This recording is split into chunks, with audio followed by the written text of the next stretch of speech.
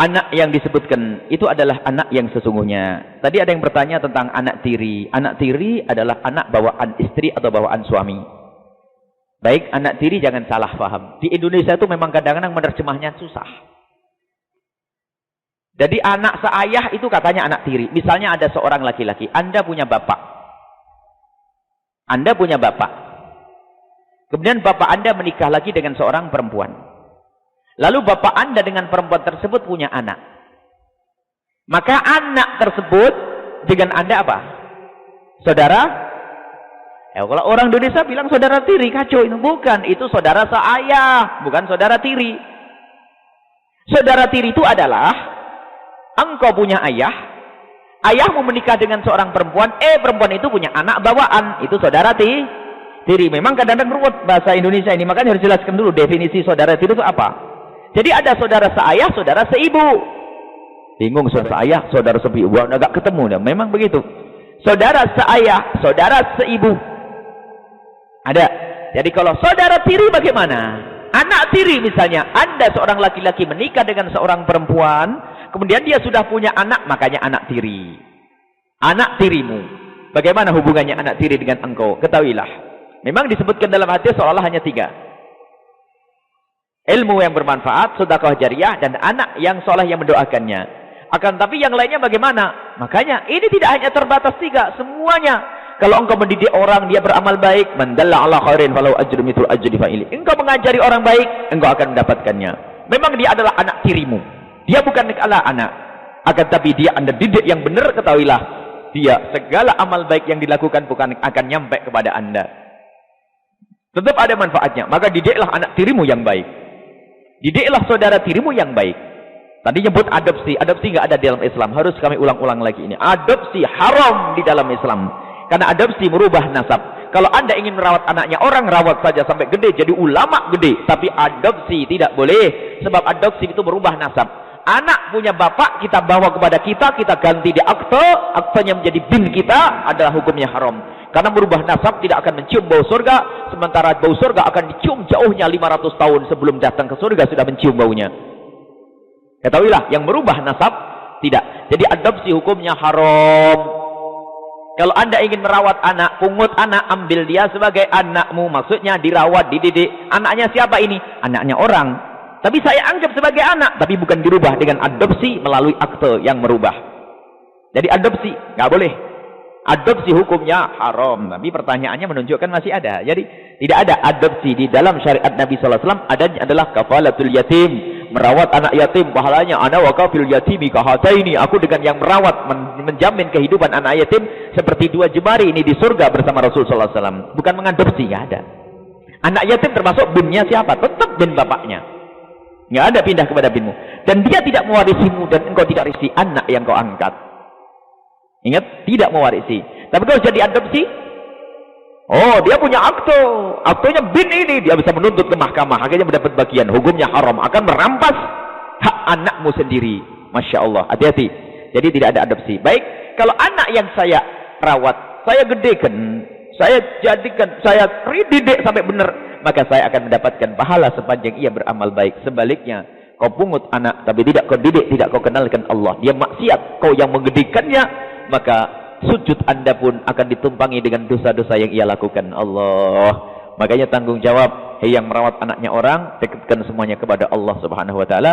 Kalau mau jadi dokter-dokter yang kenal Allah, insinyur-insinyur kenal Allah, jangan hanya dicekoi mereka dengan pendidikan kenal dunia, tapi tidak kau beri pendidikan kenal Allah, maka engkau berarti yang akan menjerumuskan dia lebih dalam lagi. Kalau dia bodoh, goblok dan tolol, dia akan menjadi penjahat di kampung, nyuri jemuran, nyuri mangga. Tapi sudah kau kuliahkan tinggi-tinggi jadi penjahat korupsi gede, engkau yang menanggungnya. Na'udzubillah. Maka kalau pengen nyekolahkan anak, tolong dipikirkan. Boleh kau ngambil dunia kedokteran nak, tapi ingat kau harus kenal Allah dulu, nyantri dulu, atau kenal pendidikan agama. Baru setelah itu kau berikan pendidikan umum yang lainnya. Yang penting pendidikan agama, akhlak terjaga, maka Anda adalah orang yang selamat insyaallah dunia akhirat. Hati-hati. Kemudian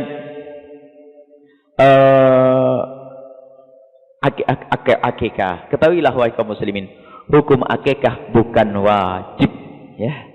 Hukum akikah adalah sunnah. Ini yang harus kita pahami bahasanya.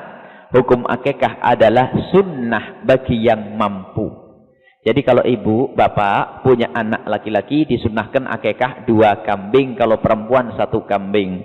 Anda punya anak laki-laki kok cuman punyanya 1 kambing, ya saja sembelih 1 kambing. Nanti kalau ada tambahan lagi, mungkin kalau ada rezeki lagi ditambah 2 kambing. Kalau belum punya, ya jangan nyembelih kambing. Ya karena tidak punya mau apa lagi? Syukurannya nyembelih ayam saja. Jadi intinya akikah adalah sunnah. Dan sunnah ini dibebankan kepada orang tua. Artinya sunnah bagi orang tua. Sampai kapan? Sampai anak itu balik. Kalau sudah anak akal balik, umur 9 tahun lebih keluar mani atau haid, sampai umur 15 tahun. Kalau 15 tahun ke atas pasti baliknya. Di bawah 15 tahun boleh dilihat. Kalau dia sudah pernah keluar mani atau haid, maka dia adalah balik. Jadi kalau sudah balik, gugurlah kesunnahan bagi orang tua. Jadi kalau anak ibu masih 6 tahun kok sekarang punya rizki, di akikah. Dulu belum punya duit, dulu masih ngerintis, bisnisnya belum jalan. Sampai anaknya umur 8 tahun kok punya rizki, sembelih kambing 2. Sekarang. Lah kalau anaknya sudah balik, sudah gede umur 20 tahun, baru Anda berjaya, bagaimana? Tidak disunnahkan bagi Anda. Tapi sang anak boleh mengakikai dirinya sendiri, biarpun pemberian dari Anda. Nak, karena dia sudah dewasa, dia harus beribadah dengan dirinya sendiri. Nak, Abah Umi dulu belum pernah mengakikaimu. Sekarang Abah Umi punya duit, nih aku kasih kambing 2 kau. Atau niatkan ini ada kambing 2, niatkan engkau akan akikah untuk dirimu sendiri, maka itu boleh setelah anak itu dewasa. Tapi kesunahan sudah tidak dibebankan kepada orang tua, tapi sunnah untuk dirinya sendiri. Baik, itu adalah masalah akikah. Sehingga setelah gede anaknya, bukan orang tua lagi mengakikai, tapi yang mengakikai siapa? Dirinya sendiri. Orang tua boleh memberi. Baik, itu adalah masalah akikah. Orang yang ahli maksiat tapi berselawat kepada Nabi sallallahu alaihi wasallam, apakah nanti bisa masuk surga atau masuk neraka dulu? Selawat kepada Rasulullah adalah seperti ibadah yang lainnya. Ibadah yang amat besar. Seperti halnya sholat. Sholat bisa diterima, sholawat bisa diterima, amal ibadah yang lainnya bisa diterima. Kalau dia punya dosa, dosanya diberesin dulu dong. Dosanya bisa diberesin dulu. Sama, sholat juga begitu, ibadah yang lainnya juga begitu. Bahkan ibadah-ibadah yang jaminannya masuk surga itu ternyata itu juga dihapus dulu kalau kita punya dosa. Maka dari itu, minta ampunlah jika Anda berbuat dosa. Sebab kalau dosa Anda belum diampuni oleh Allah di dunia, maka akan diambil di akhirat. Tapi kalau Anda punya dosa di dunia, Anda minta ampun kepada Allah tanpa henti, lalu Allah mengampuni, Allah tidak akan menyiksa Anda di akhirat. Jadi ada pengampunan dari Allah itu di dunia. Ada pengampunan dari Allah di akhirat. Kalau pengampunan di dunia bisa saja Allah mengampuni karena banyaknya istighfar Anda. Anda melakukan kesalahan, Anda istighfar. Diampuni oleh Allah, maka di akhirat Anda meninggal tidak diseksa lagi. Tapi kalau Anda belum minta ampun dan Allah belum mengampuni, maka nanti dituntut di akhirat. Jadi ahli salawat bisa masuk neraka kalau dia punya kemaksiatan yang lainnya. Akan tapi kita perlu bersalawat yang sesungguhnya, salawat yang sambung kepada Nabi. Orang yang banyak salawat umumnya adalah seharusnya adalah orang yang anti maksiat. Kalaupun bermaksiat, dia selalu segera minta ampun kepada Allah, karena kita manusia biasa melakukan kesalahan. Sebaik-baik orang yang bersalah adalah segera kembali kepada Allah. Jadi jangan sampai ada, wah kalau sudah baca salawat dijamin masuk surga. Waduh, enak bener nih.